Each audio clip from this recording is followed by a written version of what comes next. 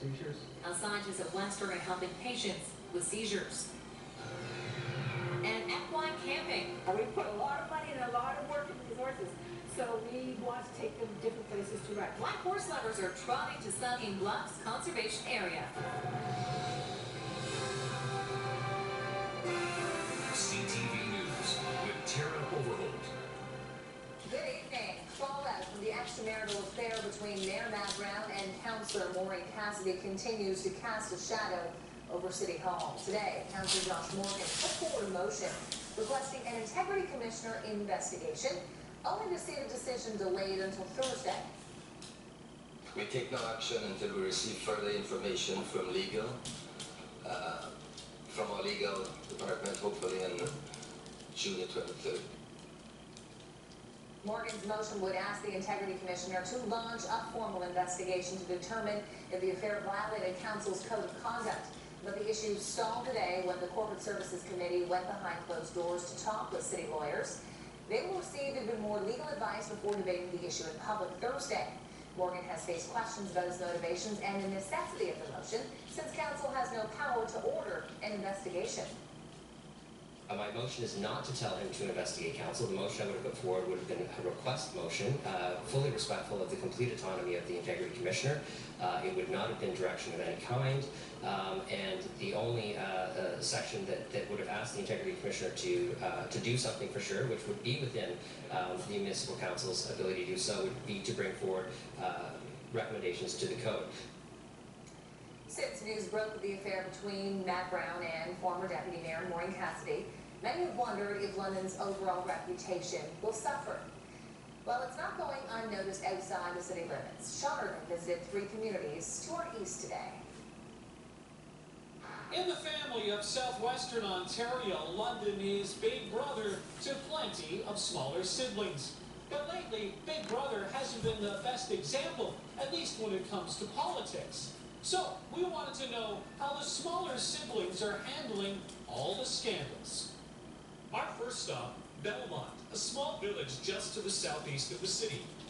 Here, even in the morning, the hot topic is the heat, and the biggest municipal controversy is a building, not a public figure. What's the biggest scandal here in the municipality of Centre Hill? The bank closing. But that's certainly not to say that Belmont is not talking about the long list of scandals at City Hall. How do you think Big Brother's behaving? Well, I think they have some difficulties and have for a while in their government, but it's not mine.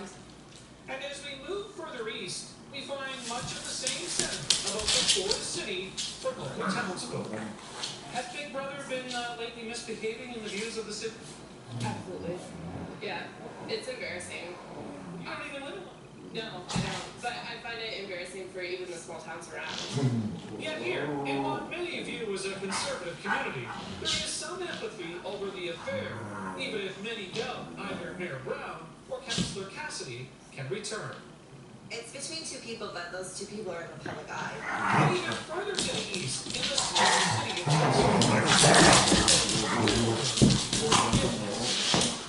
I think it's being overblown, but I think that what they did was probably wrong, and something should be done about it. And for some, that means resignations. Interestingly, one woman told us she might also resign London from her vocabulary when it comes to describing to others where she lives. It is embarrassing. So what are you saying now? You live near St. Thomas? Yeah, actually. Are you sometimes glad you live in a small town? Definitely. There's a reason we moved. Sean Irvin, CTV News. All right, we're at the outside of Julie Ashton, and boy, oh boy, a smoker out there today. Yeah, extremely hot and humid across the region. We had heat warning in place through the day. The winds, though, really starting to pick up, and with the gusty winds, this is out ahead of a cold front that's making its way through. Now, we were expecting to see some thunderstorms. Not a whole lot in the way of thunderstorms materialized across the Great Lakes. They were not able to break that cap. The cold front will continue its progression through the area as we move through the next few hours. So the winds are gusting between 40 and 50 kilometers. Now these are your temperatures on the hour, 26 to 27 degrees. Feeling close to 40 degrees on the hour in London, 30 degrees. We are on the countdown. The summer season officially arrives at 6:34. Definitely conditions coming in with the summer solstice. I'll have the complete forecast. We'll take you through the week. The next chance for rain moving in, I know we need it. I'll tell you when that will be pushing through.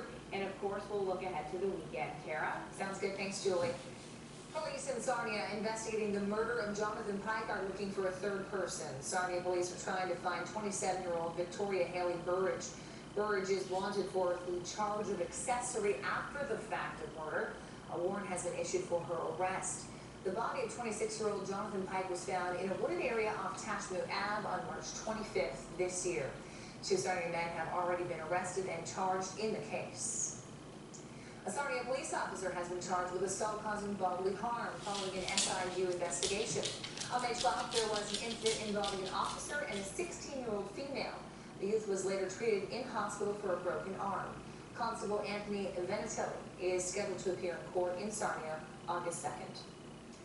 A man convicted in the 2012 second-degree murder of a Milverton teen and the wounding of another man has been handed a life sentence and will not be eligible for parole for 14 years. Brian Bicknell joins us live with more on the sentencing today of Michael Schweitzer. Brian, what can you tell us? Well, Tara, because of time served, 26-year-old Michael Schweitzer will be eligible for parole in 10.5 years for the second-degree murder of 17-year-old Nicole Wagler. He was also given 6 years concurrent for the assault of Tyler Baker. Schweitzer was convicted on January 24th in the shooting death of 17-year-old Wagler and the wounding of Tyler Baker in a house in Milverton December 4th, 2012. The Crown had argued that Schweitzer, in a fit of jealousy, shot Wagler and Baker after an evening of drinking at a Milverton home. While Michael Schweitzer apologized to Nicole Wagler's family, his own family, and to Tyler Baker, Justice Tomasini said it is noteworthy he did not call 911 and get help for the two victims. The sentence is a long time coming for the families involved.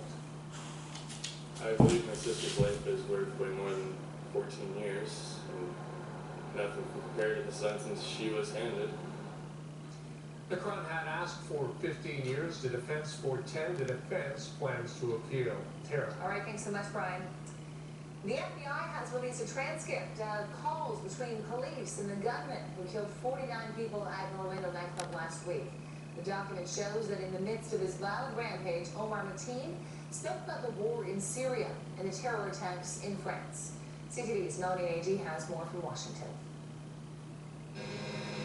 From inside Pulse nightclub, Omar Mateen made a call to a 911 operator. In it, he fully confessed to his deadly crime, saying, "I let you know, I'm in Orlando and I did the shootings." That admission comes from part of a transcript released by the U.S. Federal Bureau of Investigation.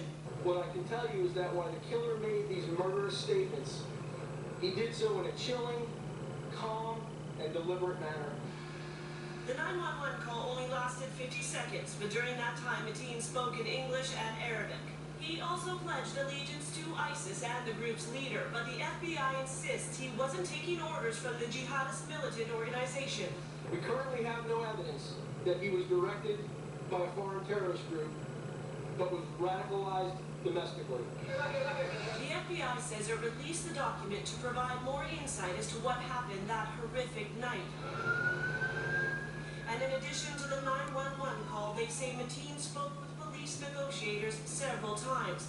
During those, he identified himself as an Islamic soldier. He also said there were vehicles outside the club loaded with bombs, telling crisis negotiators, "You people are gonna get it, and I'm gonna ignite it if they try to do anything stupid." No explosive devices were found. As for the transcripts, at first they were released without naming ISIS, but after extensive criticism, that decision was released. However, the FBI says all related audio will be withheld out of respect for the victims. Melanie Nagy, CTV News, Washington. A jury in Toronto has found Elaine Bittersing guilty of second-degree murder in the killing of her stepdaughter. Bittersing has pleaded not guilty to first-degree murder in the death of Melanie Bittersing. The charred body of the 17-year-old was found in a suitcase in a parking lot north of Toronto back in 1994. She was not identified until 2011 when Bittersing allegedly told her pastor what happened.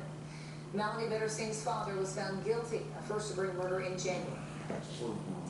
British Prime Minister David Cameron and fellow MPs paid tribute today to their colleague, Jo Cox. The Labour MP was fatally shot and stabbed to death last week.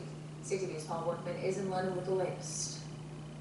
It was a very moving and emotional session of the British House of Commons. Under the lower Union Jack, members of Parliament from all parties stood and made tributes to Jo Cox, the MP who was slain last week, who was assassinated. The British Prime Minister David Cameron said that she was an extraordinary politician, unique, one of a kind, but there were also many of her colleagues who sat in the backbenches with her, who had very eloquent things to say about her. Sometimes they used humor, there was tears, but by and large it was just the most extraordinary tribute. The talk of love, the talk of admiration for this MP who had only been in the House of Commons a very short time, but made a very strong impression in the country.